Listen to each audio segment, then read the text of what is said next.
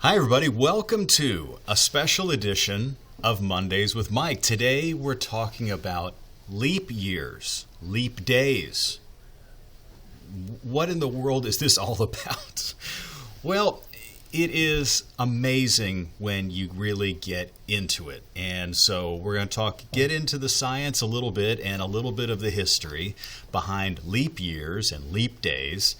And so hopefully you better understand it and maybe have an appreciation for the science and the math and everything that actually goes in to figuring all this stuff out. So first of all, I hope you had a great weekend. It was my birthday weekend. I had a birthday on Friday, actually, but worked all day and stuff, so I didn't really do that much. But I did want to thank everybody who commented and left me wishes on my Facebook page. It was very, very nice of you. So I really, really appreciated it very much. And, had some really nice times with the family. Got some cool presents, too. I got, how I love whiteboards.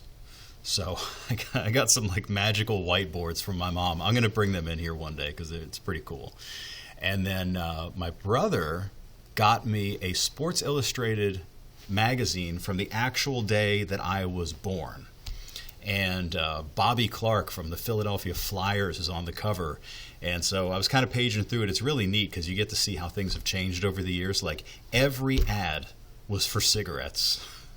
The whole thing is filled with cigarette ads. So, and cars. And there were some cool 1976 Cadillac ads. And let's see, maybe there was a Chevy or a Ford ad in there too. But it was just really cool. So I'll share that with you at a later date. So, let's talk about it. First of all, what is a leap year? What is a leap day? All right. Well, every 4 years, we have one day added to our calendar, and that day is February the 29th. So we only have that every 4 years. Why is that? Well, our normal year calendar has 365 days in it, but it actually takes 365 and a fraction of a day to move around the sun. So let's just say that fraction is something like 6 hours.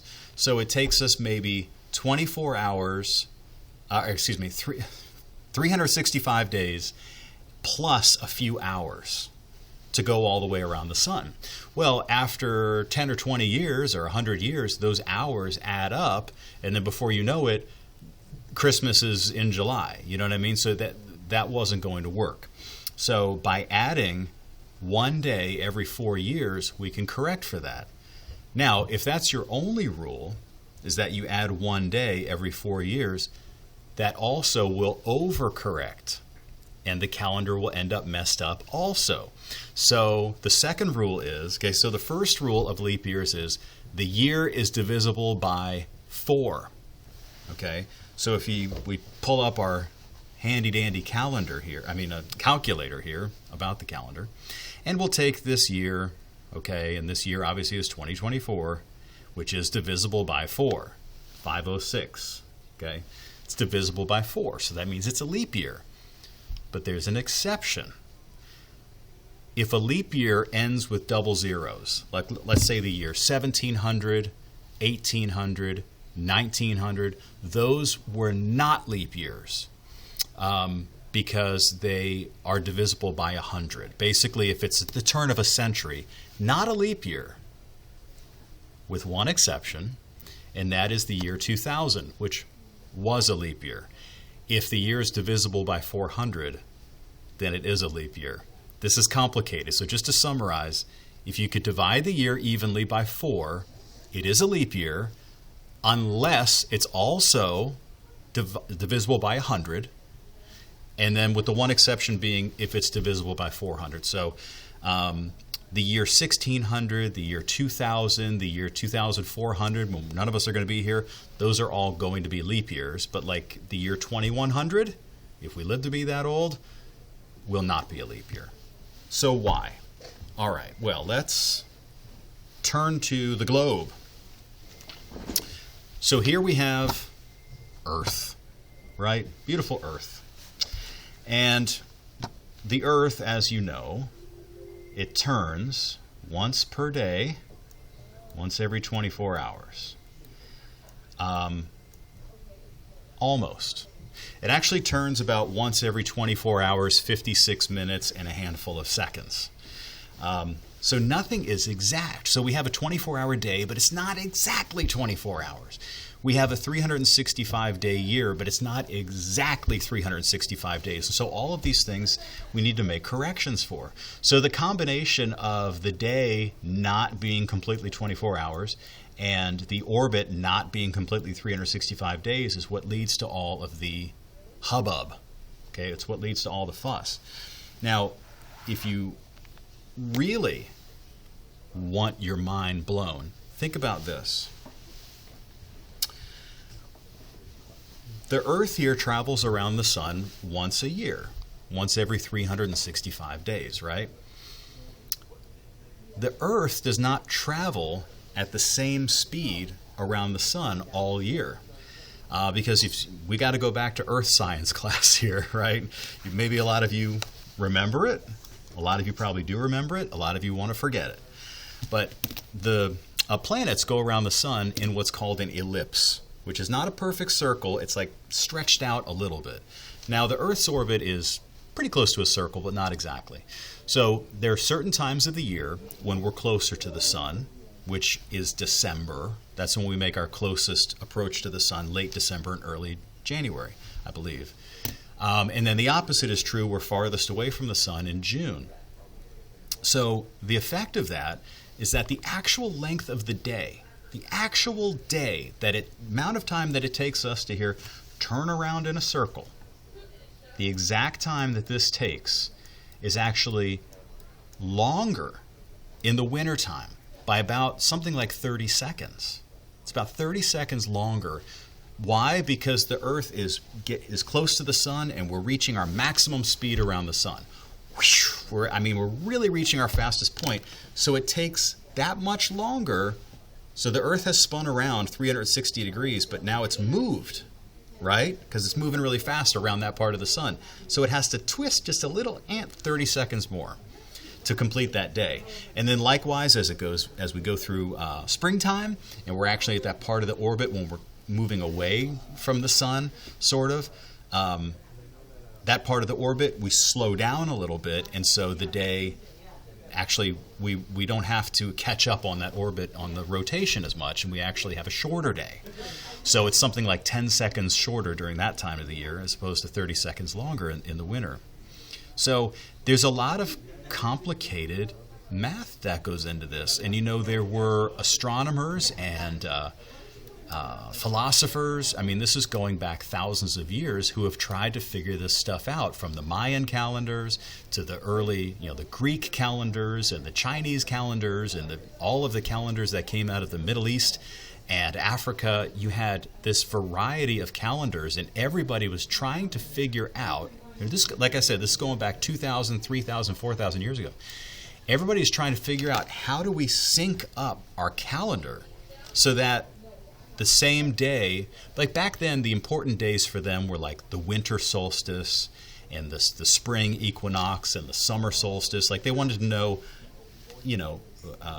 when the sun was going to be at its highest angle in the sky, when certain planets or stars were going to be visible, and they wanted it to align on the same day. So like January 1st, or the first day of the year in whatever calendar it was, the goal was for that to be the first day of winter, or the first day of spring, actually, one of the two. But they couldn't quite figure out how to get it to line up every year. So, for example, in the Roman Empire, they had 10 days. They had 10 months in the year, which is why we have, September, October, which is 8, November, which is 9, and December, which means 10. So December means the 10th month. Obviously, it's not the 10th month, right? So they used to have 10 months, and each month was 30 days long. And so they had 300 days in a year. And I think it was actually like 304 days. A couple of the months might have been 31 days. But regardless, they had 10 months, and they would run out of days, basically, at the end of the year. And so I was reading about it this morning, and going back to, this is like ancient Rome, like, before Christ. This is like 700 BC. That they would have a time of the year where it was like undefined. You weren't in a month, which was normally during wintertime. And I guess it wasn't as important to them because maybe they're not harvesting crops or something. But it's strange. Like, they didn't know what to do. So they would have these 10 months, and they would get to the end of December, and then there would be like this weird time where January hadn't started yet. It was really odd. So anyway, and then about 700 years later, they figured out that they were going to add 2 more months to the calendar, June and July, and so that made the 12-month calendar and brought us up to 360 days, I think. But it would still be off. And so every few years, the emperor would decide to just by fiat add a few days to the calendar. I think there was even a month that they would install every couple of decades to help realign the calendar. Well, that's not very good. So Pope Gregory instituted a new calendar hundreds of years later. And let me get you a year on that. The Gregorian calendar was put into effect in 1582. So it took them about 1,500 years to figure out how to get the calendar the way it is now. Because they hadn't figured out, the average day is 365.24. The average year is 365.24 days long. So it took 1,500 years from getting the calendar almost right to actually getting the calendar right. And now we measure time so specifically that it's even down to the second. So scientists will add periodic leap seconds to the year, leap seconds to time, because a day is not a day. An Earth second is not the defined second that we have based on the speed of light. So it's really complicated. So the bottom line is this. Basically, every 4 years we have a leap day with a couple of exceptions. This is one of those years. And it does have an interesting effect. First of all, if you were born on February the 29th, you get to enjoy your birthday actually on your birthday, right? And this year, the spring equinox is also affected by the leap day. So the first day of spring is actually March 19th this year, which is about as early as it gets. Most of the time the first day of spring is like March 21st. That's on average, sometimes the 22nd, sometimes the 20th. But this year it actually occurs on the 19th. Why is that? Well, because February 29th is sort of inserted where March 1st would have been, right? So what would have been the first day of spring on March 20th is now occurring on March 19th. So that may be a little bit strange to some when we tell you it's the first day of spring and you're like, the 19th, it never happens on the 19th. So it's because of the leap year.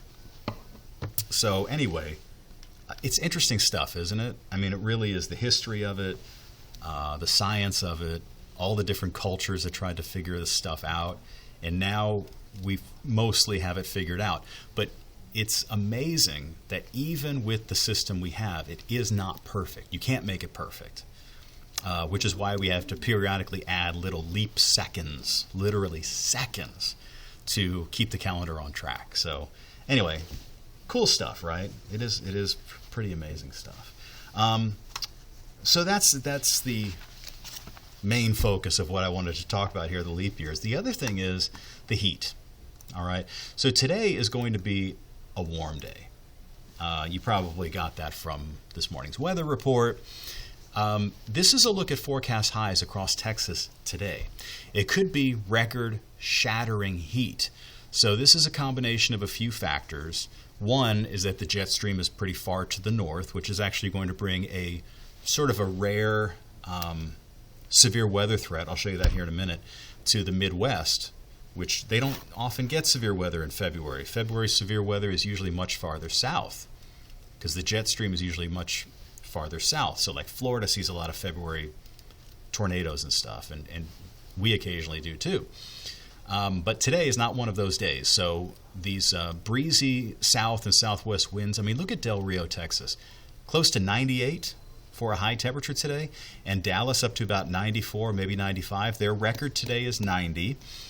If they hit the mid-90s today, it would be the hottest, or the fifth earliest day that they've hit in excess of 90 degrees in the Dallas-Fort Worth area. Austin and San Antonio, that's right at their record. I think Austin's record today is 87, I believe. Here in Houston, our record is 86, and I think we'll probably make it into the low 80s. Depends on sunshine in your part of the world, but definitely we are looking for unseasonably warm weather. So this map here is going to show us opening things up a little bit from Texas across the bigger portion of the country, which shows, let's just take, for example, Chicago at 68 degrees. You might think 68 is not that warm, but Chicago in February, that is very warm. That would be a record. In fact, I believe their record today is 64, so that would shatter that record. It also is going to be most likely a record high there in Kansas City and in St. Louis, and along with that, by the way, it's going to be very windy too. So lots of record high temperatures are going to be falling across the country through the day today. And then it looks like it's going to last for a while. This is the Climate Prediction Center's 6 to 10 day temperature outlook for next week. So this takes us from Sunday through Thursday of next week, the first week of March basically. And the darker red areas are the areas that are favored to have above average temperatures. And looking at this, as we put this in motion, you'll see that Texas, well, yeah, we're in that warm area again. We'll get a brief cool down Wednesday, and then more so Thursday, Friday. It looks kind of drippy, drizzly, and cooler. You know, high temperatures maybe in the 60s, like kind of slightly chilly. But then we're going to warm right back up for the weekend and early next week, and in fact, much of the country will as well. So we're going to get close to record highs here over the next couple of days too, along with the rest of the country. The last thing here is that with a lot of this recent warm air, our allergy season is off to an earlier start. So I'm not sure if you've noticed, you probably have, a lot of people out there sniffling and sneezing. You could already see some of the pollen on the roof of your car, you know, if it's parked outside, and that's the oak pollen that's in bloom. So generally the oak trees start to bloom in March, but it looks like they're off to a little bit of an earlier start this year. So the tree pollen is actually measured in the extreme category for the day today, or extremely high. Not as high as it gets, but pretty far up there. The highest that it's been so far this year, definitely. The weed pollen is low. We also have some grass pollen. That's going to be on the increase too. As the temperature stays warm, that grass will start to release its pollen and so forth, and mold spores are low. So got, actually a lot to talk about out there. So let me just write this down real quick. So that's what's going on. Fun time of the year, rodeo time. The weather should be overall pretty nice. The weather worked out really well for the barbecue cook-off.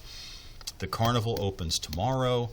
The rodeo officially, starts tomorrow night, and the weather's going to be pretty nice. Other than that one little bump in the road coming up on Wednesday, heading into Thursday and early Friday, that's about it, and it's not going to be anything major at all. So the only thing I guess to keep in mind is most of these days are going to be a little bit on the windy side, so definitely hold on to your cowboy hat out there. Otherwise, really no problems. So I want to invite you, if you are not watching this on Fox Local, to download our Fox Local app. It's an app for your smart TV. It allows you to basically cut the cord. You can absolutely cut the cord, save yourself $100, $200, whatever you're paying on cable. You get all of your Fox 26 news, extras. It's set up almost like a website where you go to the Fox Local app on your smart TV and you could scroll down. You could see hurricane gear tests and emergency gear tests from John Dawson. You can see my weekly segment here.